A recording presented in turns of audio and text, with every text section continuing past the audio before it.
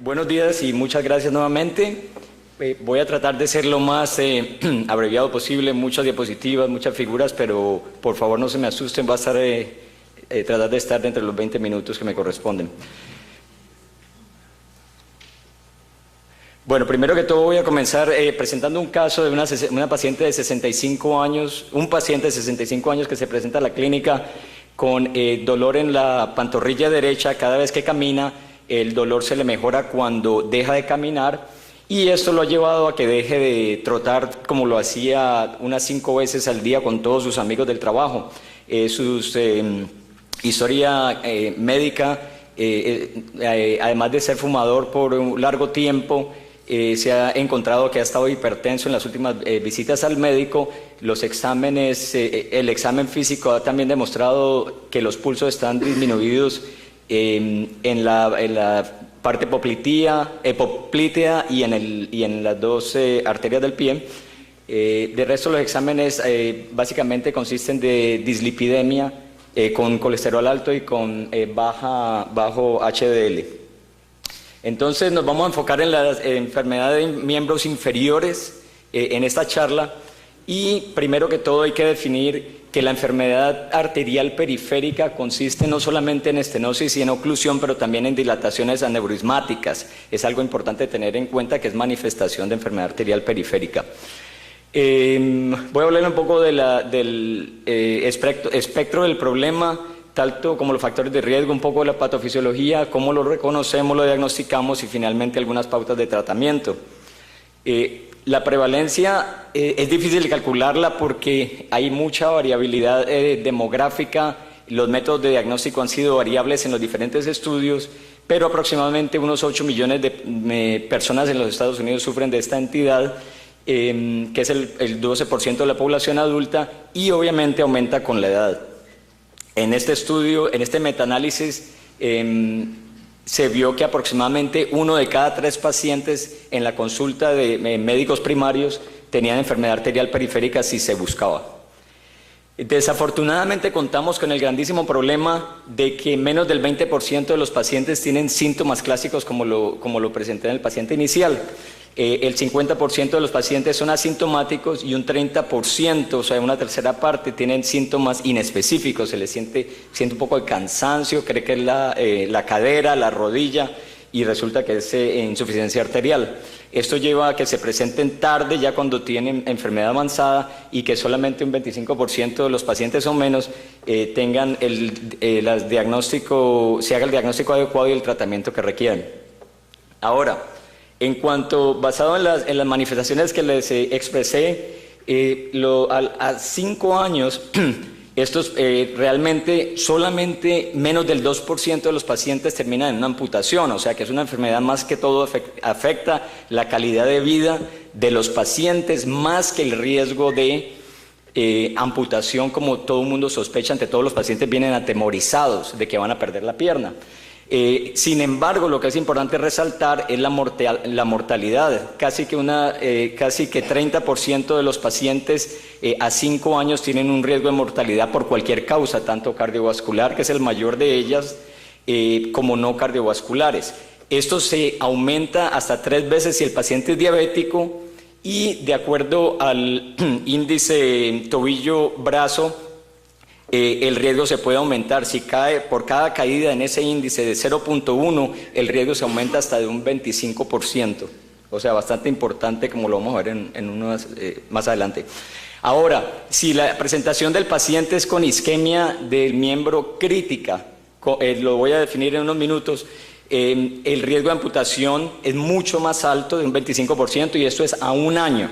La mortalidad a 1 año es muy similar a la que ya manifesté a 5 años en pacientes que no tienen esta manifestación, o sea que esto también es bastante importante tenerlo en cuenta. Ahora, estos pacientes, ¿de qué se mueren? ¿Cuáles son los mayores problemas y lo que nos debe alarmar? Como les dije, no solamente la limitación funcional del paciente, pero ante todo que estos pacientes generalmente no solamente tienen enfermedad arterial periférica, pero tienen enfermedad coronaria y enfermedad cerebrovascular. Estas son las mayores causas de morbimortalidad en estos pacientes. No es la pierna, es el corazón y el cerebro lo que los pone a riesgo. el 38% aproximadamente, de acuerdo a ese estudio publicado en el 99, tenía una sobreimpuesto, además de la enfermedad arterial, tanto enfermedad coronaria como cerebrovascular. En este otro análisis publicado en el 92, fue interesante saber cuál era la incidencia de mortalidad por cualquier causa en estos pacientes. Se encontró que por cualquier causa a 5 años se aumenta de 3.1 veces comparado a los pacientes que no tienen enfermedad arterial periférica. Por lo tanto, es importante diagnosticarla y tratarla. Por enfermedades cardiovasculares se aumenta casi 6 veces comparado con los que no la tienen, y enfermedad coronaria casi 7 veces. Entonces es bastante importante tenerlo en cuenta.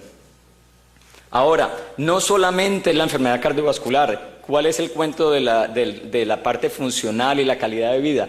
Bueno, estos pacientes se pueden encontrar bastante disfuncionales, se pueden encontrar postrados en la casa, caminando muy lento, haciendo mucho menos cosas, lo cual no es bueno si, por ejemplo, ya se le hemos diagnosticado enfermedad coronaria. Tienen que estar activos, tienen que estar caminando, tienen que estar perdiendo peso. Y también la parte funcional de ellos, los músculos se le atrofian, ya no se pueden sentar, no se pueden parar con la misma facilidad. Bastante importante. Desafortunadamente también, como se los mencionaba al principio, muchos pacientes no son sintomáticos, y es así que el 50%, de acuerdo a este excelente estudio de Partners que fue publicado en el 2001, el 50% de los médicos primarios que tratan a estos pacientes rutinariamente no tienen ni idea que los pacientes tenían enfermedad arterial periférica, y aún los pacientes que ya se les había dicho, ya se les había explicado, menos del 83% de los pacientes se acordaba de que tenían el diagnóstico. Esto ha conllevado de que bastantes sociedades americanas y no americanas establezcan estas medidas de qué bien estamos haciendo nosotros en nuestro papel como médicos. Entonces nos dieron orientación y ciertas guías que debemos llevar a cabo durante nuestra práctica cotidiana frente a para prevenir, sospechar, diagnosticar y tratar esta entidad.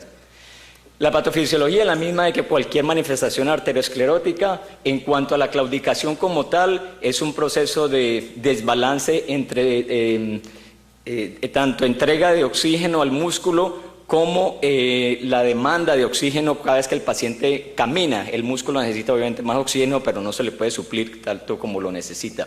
Esto conlleva a cambios metabólicos y inicialmente reversibles, posteriormente irreversibles, lo cual se ha descrito como una miopatía, como lo pueden ver patólogos expertos, lo han podido ver patólogos expertos. Entonces, nuevamente es una miopatía metabólica adquirida por la isquemia crónica en ellos. Ahora, esto finalmente conlleva a debilidad muscular, impedimento funcional y limitación para poder caminar, tal como lo describí anteriormente. Hay cosas interesantes también en la patofisiología. Se sabe que pacientes diabéticos y con enfermedad renal crónica tienden a manifestar enfermedades de vasos distales por debajo de la rodilla. Es bastante interesante. Podemos a veces hacer angiogramas y encontramos que las arterias ilíacas, femorales no tienen ninguna enfermedad, pero ellos se manifiestan con enfermedad crítica porque tienen obstruidas las tibiales y la peronea por debajo de la rodilla, como ya lo manifesté. Los diabéticos, igualmente que los no diabéticos, pueden manifestar enfermedad femoropoplitía, y se ha encontrado que la enfermedad aortoilíaca puede ser aún más presente en los no diabéticos.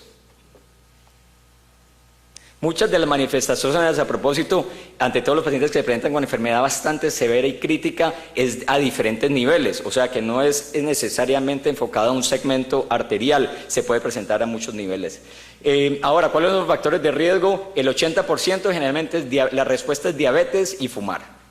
Ahora, todos los otros factores tienen una implicación, pero estos son los más importantes. Por eso es que obviamente cuando la persona avanza en edad se puede aumentar 2 veces por cada década de la vida, pero el tabaco puede aumentar 3 o 4 veces comparado a los que no fuman, o el riesgo también puede aumentar con la diabetes 3 a 4 veces igualmente.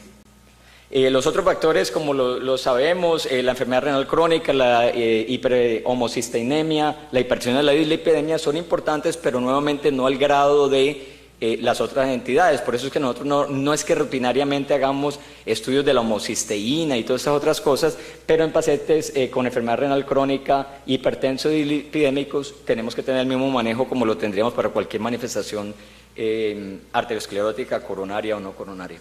El diagnóstico, pues obviamente tenemos que saber la descripción, es un espectro de presentaciones. No es solamente claudicación, sino que muchos de ellos están asintomáticos, los encontramos accidentalmente en el examen físico de pulsos, pero lo otro es la enfermedad, la isquemia de miembro crítica o la isquemia de miembro aguda, como lo voy a describir.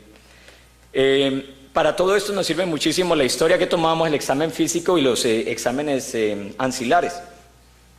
Tenemos que saber cuál es la descripción, cuáles son los hallazgos en el cuestionario clínico del paciente que nos hagan sospechar. Importantísimo, generalmente, mejor dicho, nunca ocurre mientras el paciente está acostado, sentado, parado, lavando platos, así sea por una hora. Generalmente no ocurre porque nuevamente tiene uno que poner el músculo a que trabaje para que haya ese desbalance. Se resuelve, nunca se resuelve mientras el paciente está caminando. Y lo otro que uno le pregunta al paciente, ¿usted tiene días buenos y días malos? Y si le dicen a uno que no, es una alta sospecha. Si le dicen que sí, la sospecha baja bastante. Esto hace que el paciente camina, le duele, se le quita, sigue caminando, generalmente es muy predecible. Ahora, el cuento de la isquemia crítica puede ser tanto crónica como aguda. La crónica se manifiesta con, ahora sí, dolor mientras el paciente se acuesta. ¿Por qué? Cuando se acuesta se pierde el efecto de la gravedad y entonces le duelen las piernas, tiene que ponerlas colgando al lado de la cama. Generalmente el miembro se puede incluso edematizar y le puede dar rubor. Le pueden dar úlceras en el miembro, el típico paciente que se presenta con una úlcera en el dedo y siendo diabético y fumador, ahí sí que es cierto. Gangrena de los miembros inferiores también es otra manifestación crónica crítica. Ahora, agudas son las 5 P's, esa es una buena mnemotecnia: dolor, palidez, parálisis, falta de pulsos y la pierna se siente fría. Cuando el paciente se presenta así, generalmente es dentro de los primeros 15 días de que suceda. Muy frecuentemente es casi que inmediatamente en el mismo día, pero hasta entre los primeros 15 días se considera aguda, después de los 15 días ya se considera una isquemia crónica. Es importante para qué tan agresivos y cómo podemos tratar a los pacientes. Los cuestionarios que les damos a los pacientes en la consulta, podemos sacarle fotocopias, dárselos a la entrada, y eso nos facilita un poco para ayudar a tener una sospecha. Ahora, hay otras claves en el examen físico. Cuando le preguntamos a los pacientes, a una vez ya tenemos detectado que lo tiene, es a qué nivel está, y nuevamente la localización de la obstrucción depende de dónde le duele la pierna. Obviamente, si le duele en las nalgas, en la cadera o en el muslo, la sospecha es de que haya una enfermedad aortoilíaca. Si le duele en la pantorrilla, generalmente es femoral o poplitía, y lo otro es que si le duele en el pie o tiene una isquemia crítica, generalmente es enfermedad por debajo de la arteria poplitía. La clasificación de Rutherford y la de Fontaine nos ayudan no solamente a definir la severidad, sino qué tipo de otros test ancilares debemos ordenar y qué tan agresivos debemos de ser con los estudios que le vamos a ordenar. Los pulsos, bastante importantes, como lo sabemos, de la posterior al dorsal, de la dorsal posterior puede estar ausente en 10 a 15% de los pacientes porque así nacieron, o sea que si el de la anterior está bien, o sea que no hay necesidad de preocuparse. Después de esto, lo que debemos de hacer cuando tenemos una sospecha en ciertos pacientes y en otras guías, como les voy a mostrar, debemos de hacer el índice. El índice tenemos que ser muy familiar con ellos, chequearle los pulsos en ambos brazos. Utilizamos el del pulso sistólico más alto, se hace con un Doppler, no se debe hacer con el manguito. Y lo mismo en las piernas, en cada pierna tiene su propio índice, no podemos utilizar un solo índice. Y en la pierna, como les dije, debemos de escoger también el más alto para compararlo con el más alto de los dos brazos. Ahora, estos son los pacientes que además de una sospecha cuando la tenemos en el consultorio, debemos ordenarles. Hay ciertas guías, pero todos los pacientes, además de la sospecha, mayores de 70 años, debería de hacérsele entre 50 y 70 si tienen alguno de los factores de riesgo que mencioné, y de acuerdo a la Sociedad Americana de Diabetes, se dice que todos los diabéticos aún menores de 50 años que tienen un factor de riesgo adicional debería de hacérseles. Esto nos lleva a cierta clasificación que nos da pronóstico, tal como qué tratamiento vamos a hacerle al paciente.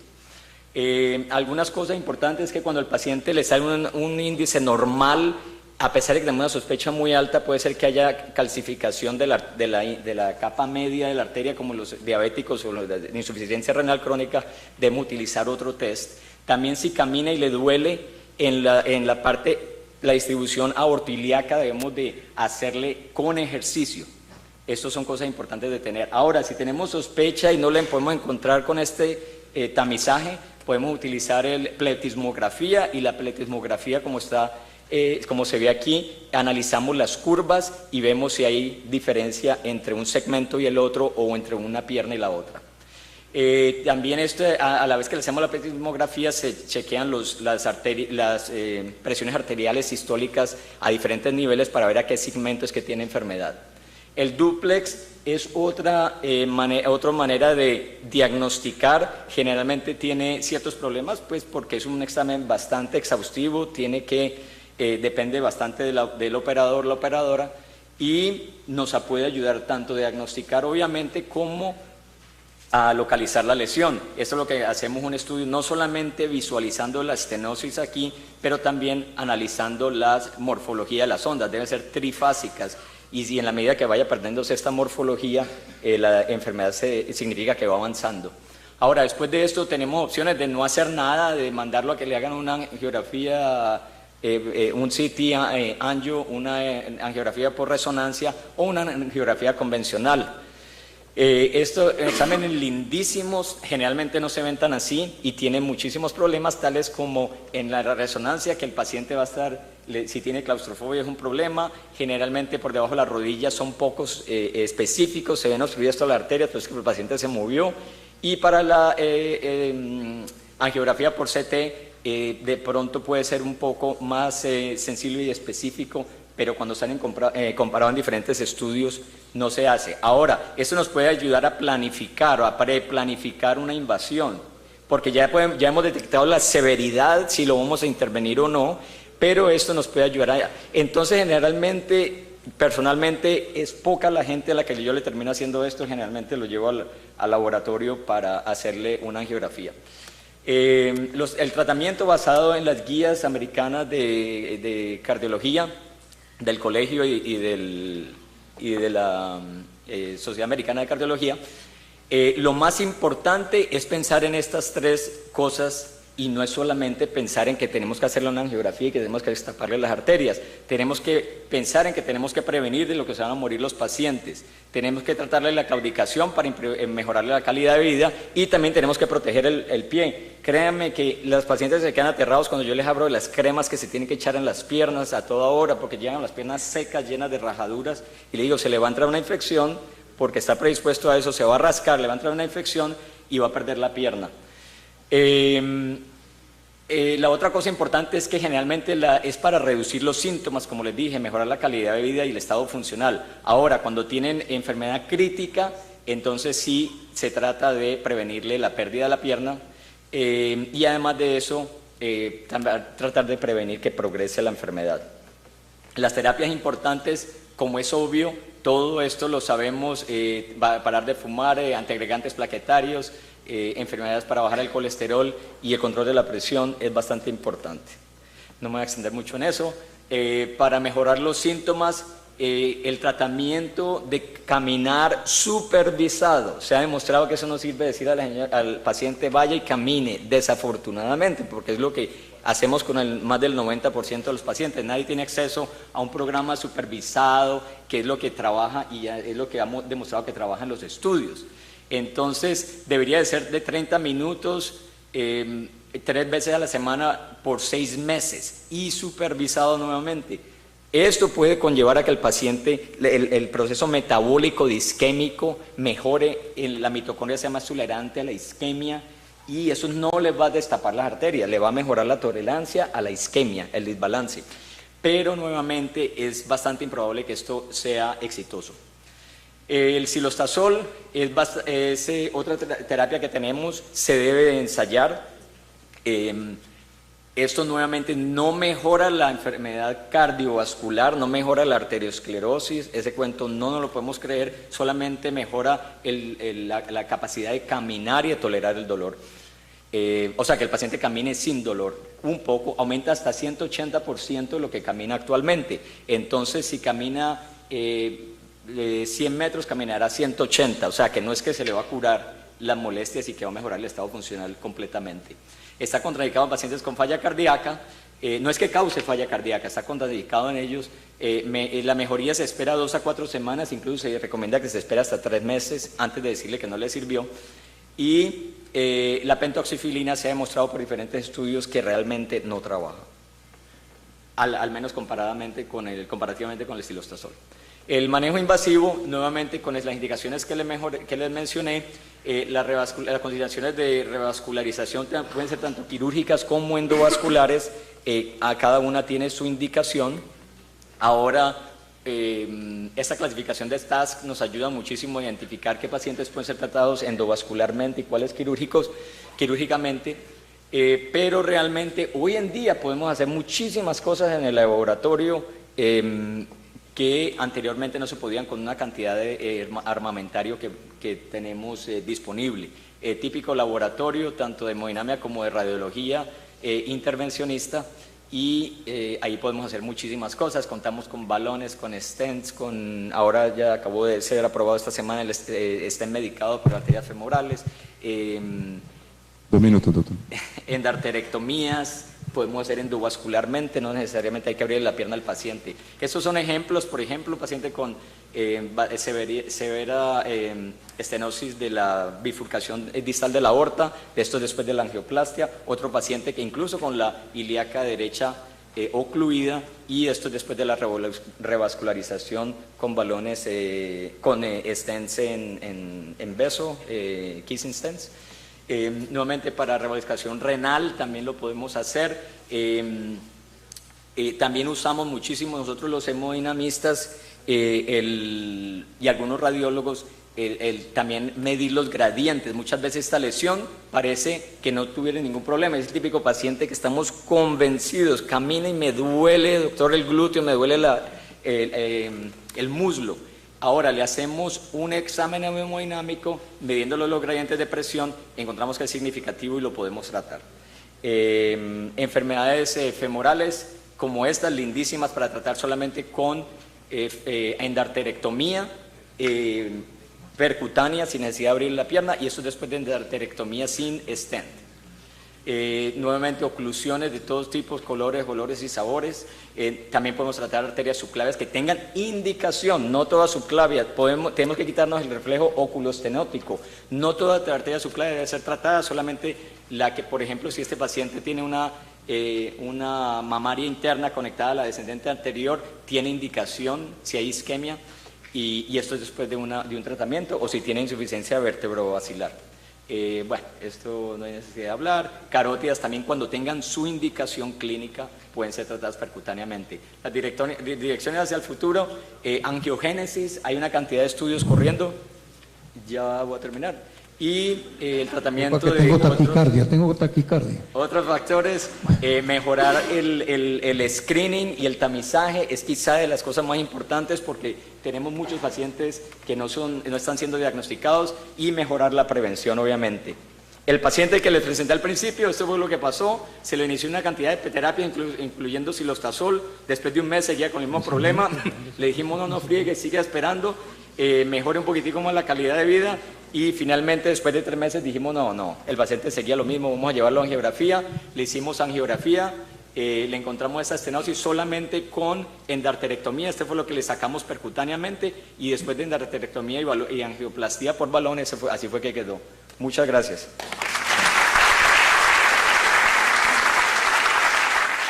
Dolor en la pantorrilla derecha cada vez que camina, el dolor se le mejora cuando deja de caminar, Y esto lo ha llevado a que deje de trotar como lo hacía unas 5 veces al día con todos sus amigos del trabajo. Su historia médica, además de ser fumador por un largo tiempo, se ha encontrado que ha estado hipertenso en las últimas visitas al médico. Los exámenes, el examen físico ha también demostrado que los pulsos están disminuidos en la parte poplitea y en las dos arterias del pie. De resto, los exámenes básicamente consisten, el 50% de los pacientes son asintomáticos y un 30%, o sea, una tercera parte, tienen síntomas inespecíficos. Se les siente un poco de cansancio, cree que es la cadera, la rodilla, y resulta que es insuficiencia arterial. Esto lleva a que se presenten tarde, ya cuando tienen enfermedad avanzada, y que solamente un 25% de los pacientes o menos tengan se haga el diagnóstico adecuado y el tratamiento que requieren. Ahora, en cuanto, basado en las manifestaciones que les expresé, a 5 años, estos realmente solamente menos del 2% de dislipidemia, con colesterol alto y con bajo HDL. Entonces nos vamos a enfocar en las enfermedades de miembros inferiores en esta charla, y primero que todo hay que definir que la enfermedad arterial periférica consiste no solamente en estenosis y en oclusión, pero también en dilataciones aneurismáticas. Es algo importante tener en cuenta, que es manifestación de enfermedad arterial periférica. Voy a hablar un poco del espectro del problema, tanto como los factores de riesgo, un poco de la patofisiología, cómo lo reconocemos, lo diagnosticamos y finalmente algunas pautas de tratamiento. La prevalencia es difícil de calcularla porque hay mucha variabilidad demográfica. Los métodos de diagnóstico han sido variables en los diferentes estudios, pero aproximadamente unos 8 millones de personas en los Estados Unidos sufren de esta entidad, que es el 12% de la población adulta, y obviamente aumenta con la edad. En este estudio, en este metaanálisis, se vio que aproximadamente 1 de cada 3 pacientes en la consulta de médicos primarios tenían enfermedad arterial periférica si se buscaba. Desafortunadamente contamos con el grandísimo problema de que menos del 20% de los pacientes tienen síntomas clásicos como lo presenté en el paciente inicial.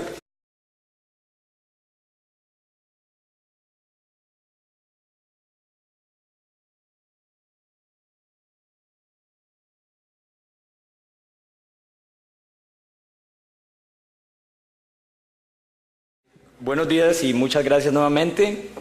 Voy a tratar de ser lo más abreviado posible, muchas diapositivas, muchas figuras, pero por favor no se me asusten, va a estar, tratar de estar dentro de los 20 minutos que me corresponden.